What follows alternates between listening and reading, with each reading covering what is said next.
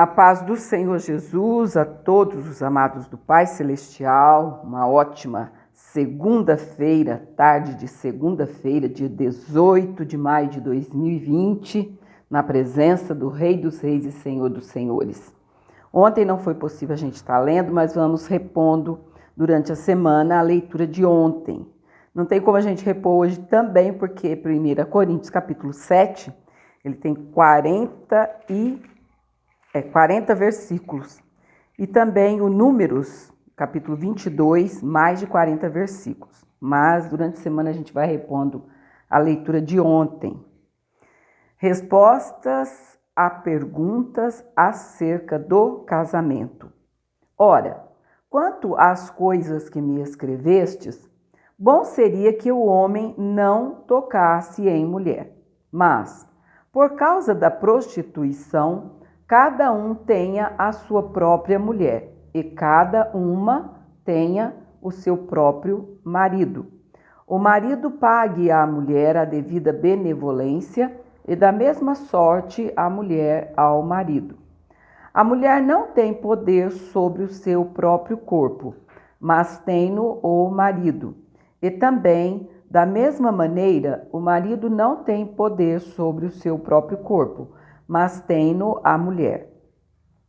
Não vos defraudeis um ao outro, senão por consentimento mútuo por algum tempo, para vos aplicardes à oração, e depois ajuntai-vos outra vez, para que Satanás vos não tente pela vossa incontinência.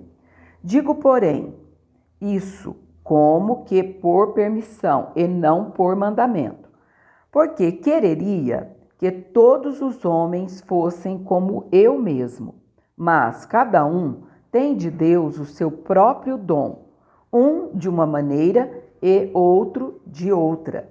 Digo, porém, aos solteiros e às viúvas, que lhes é bom se ficarem como eu. Mas, se não podem conter-se, casem-se, porque é melhor casar do que abrasar-se. Todavia, aos casados mando não eu, mas o Senhor, que a mulher se não aparte do marido. Se, porém, se apartar, que fique sem casar, ou que se reconcilie com o marido, e que o marido não deixe a mulher. Mas aos outros digo eu, não o Senhor. Se algum irmão tem mulher descrente e ela consente em habitar com ele, não a deixe. E se alguma mulher tem marido descrente e ele consente em habitar com ela, não o deixe. Porque o marido descrente é santificado pela mulher, e a mulher descrente é santificada pelo marido. Doutra sorte, os vossos filhos seriam imundos, mas agora são santos. Mas se o descrente se apartar, aparte-se, porque neste caso o irmão ou irmã não está sujeito à servidão, mas Deus chamou-nos para a paz. Porque, donde sabes, ó mulher, se salvarás teu marido? Ou, donde sabes, ó marido, se salvarás tua mulher? E, assim, cada um ande como Deus lhe repartiu, cada um como o Senhor o chamou. É o que ordeno em todas as igrejas. É alguém chamado, estando circuncidado? Fique circuncidado. É alguém chamado, estando incircuncidado? Não se circuncide. A circuncisão é nada, e a incircuncisão nada é, mas sim a obediência dos mandamentos de Deus. Cada um fique na vocação em que foi chamado. Fostes chamado sendo servo? Não te dê cuidado. E, se ainda podes ser livre, aproveita a ocasião. Porque o que é chamado pelo Senhor, sendo servo, é liberto do Senhor. E, da mesma maneira, também o que é chamado sendo livre, servo é de Cristo. Fostes comprados por bom preço. Não vos façais servos dos homens. Irmãos, cada um fique diante de Deus no estado em que foi chamado. Ora, quanto às virgens, não tenho mandamento do Senhor. Dou, porém, o meu parecer, como quem tem alcançado misericórdia do Senhor para ser fiel. Tenho, pois, por bom, por causa da instante necessidade, que é bom para o homem o estar assim. Estás ligado à mulher? Não busques separar-te. Estás livre de mulher? Não busques mulher. Mas, se te casares, não pecas. E, se a virgem se casar, não peca. Todavia, os tais terão tribulações na carne, e eu quereria poupar-vos. Isto, porém, vos digo, irmãos, que o tempo se abrevia.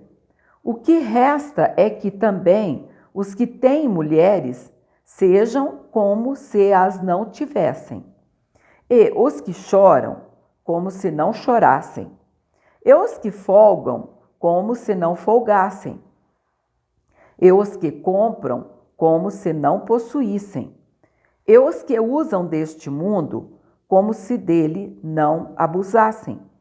Porque a aparência deste mundo passa. E bem quisera eu que estivesseis sem cuidado.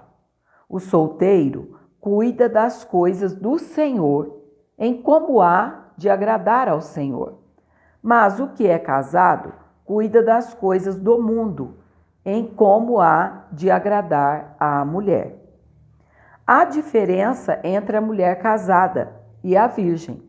A solteira cuida das coisas do Senhor, para ser santa, tanto no corpo como no espírito.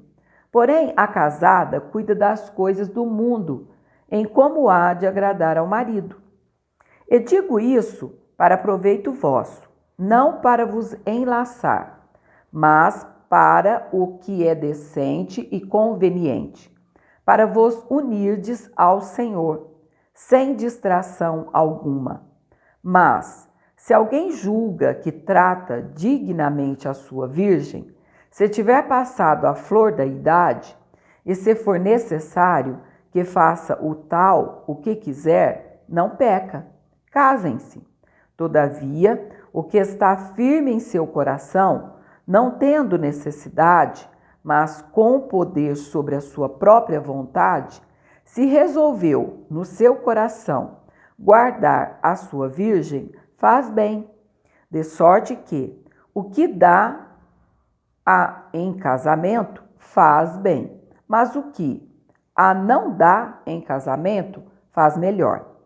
A mulher casada está ligada pela lei todo o tempo em que o seu marido vive, mas se falecer o seu marido, fica livre para casar-se com quem quiser, contanto que seja no Senhor. Será, porém, mais bem-aventurada se ficar assim, segundo o meu parecer, e também eu cuido que tenho o Espírito de Deus. Nós estamos com 9 minutos e alguns segundos, então eu acho que dá para a gente já estar lendo Números, capítulo 22. Vai começar dizendo sobre Balaque e Balaão. Depois, partiram os filhos de Israel e acamparam-se nas campinas de Moabe, desta banda do Jordão, de Jericó. Viu, pois, Balaque, filho de Zippor, tudo que Israel fizera aos amorreus. E Moabe temeu muito diante deste povo, porque era muito. E Moabe andava angustiado por causa dos filhos de Israel. Pelo que Moabe disse aos anciãos dos midianitas: agora lamberá esta congregação tudo quanto houver ao redor de nós, como o boi lambe a erva do campo. Naquele tempo, Balaque, filho de Zippor, era rei dos Moabitas. Este enviou mensageiros a Balaão, filho de Beor, a Pétor, que está junto ao rio, na terra dos filhos do seu povo, a chamá-lo, dizendo: Eis que um povo saiu do Egito. Eis que cobre a face da terra, e parado está defronte de mim. Vem, pois, agora, rogo-te, amaldiçoa-me este povo, pois mais poderoso é do que eu, para ver se o poderei ferir e o lançarei fora da terra. Porque eu sei que a quem tu abençoares será abençoado, e a quem tu amaldiçoares será amaldiçoado. Então foram os anciãos dos Moabitas e os anciãos dos Midianitas com o preço dos encantamentos nas mãos. E chegaram a Balaão e lhe disseram as palavras de Balaque. E ele lhes disse: Passai aqui esta noite e vos trarei a resposta como o Senhor me falar. Então os príncipes dos Moabitas ficaram com Balaão. E veio Deus a Balaão e disse: Quem são estes homens que estão contigo? E Balaão disse a Deus: Balaque, filho de Zippor, rei dos Moabitas, mos enviou, dizendo: Eis que o povo que saiu do Egito cobriu a face da terra. Vem agora, amaldiçoa-mo, porventura poderei pelejar contra ele e o lançarei fora. Então disse Deus a Balaão: Não irás com eles, nem amaldiçoarás a este povo, porquanto bendito é. Então Balaão levantou-se pela manhã e disse aos príncipes de Balaque: Ide à vossa terra, porque o Senhor recusa deixar-me ir convosco. E levantaram-se os príncipes dos Moabitas e vieram a Balaque. E disseram: Balaão recusou vir conosco. Porém Balaque prosseguiu ainda em enviar mais príncipes e mais honrados do que aqueles, os quais vieram a Balaão e lhe disseram: Assim diz Balaque, filho de Zippor: Rogo-te que não te demores em vir a mim, porque grandemente te honrarei e farei tudo o que me disseres. Vem, pois, rogo-te, amaldiçoa-me este povo.